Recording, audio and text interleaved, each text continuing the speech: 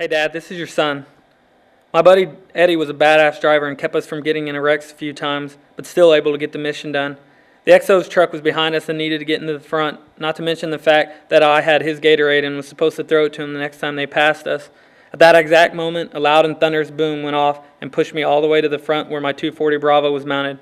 I knew something had just happened, and when I turned around, I could see two large smoke clouds on the side of the road. The first thing I thought was I just had been hit by an IED. It wasn't like I felt like I was going to die, more like, man, that really hurt. At that moment, I reached around and felt my back and pulled my hand back, and it was covered with blood. We will all joke about this someday, Dad. Let everyone know what's going on over here. Let them hear it from a soldier. This is my first letter home. Love always, your son, Specialist Tim Gestel. The whole mission of Operation Homecoming is to say to the troops and their families that your voices are the ones that matter the most. So the National Endowment for the Arts, which launched this project, sent prominent writers like Mark Bowden and Tom Clancy to military bases, mostly in the U.S., but also overseas. And they encouraged the troops to write down short stories, to draft poetry, to share their letters or emails or journals. And the NEA got inundated with about 12,000 pages of material, which is condensed down to Operation Homecoming, the book. And I have to say that when I first heard about this project, I felt, as I think many Americans do, what is there left to say? What have we not heard from these conflicts that can possibly be new and fresh?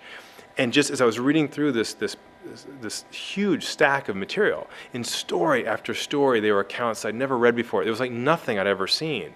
And the writing was breathtaking.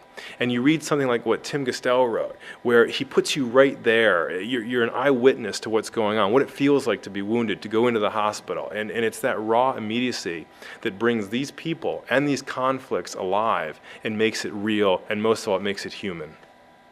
My name's Tim Gestel. I'm 23 years old, local Austinite. I was at E5, a sergeant in the U.S. Army, 82nd Airborne. I was in Charlie Battery, 1st to 319th, which is an artillery unit. I spent time in Afghanistan and Iraq, so I've been to both of those when they both started. Afghanistan, we did a lot of artillery work, and in Iraq, we did a lot of convoy security and stuff like that. Basically, what I'd like for everyone to realize is that soldiers aren't politicians, and we're doing what our job is, It's not about left or right, wrong or right. It's about doing your job so the person to your left and right gets home. That's all we really were fighting for. So whether you agree or disagree, it's just about the person coming home, the soldier coming home.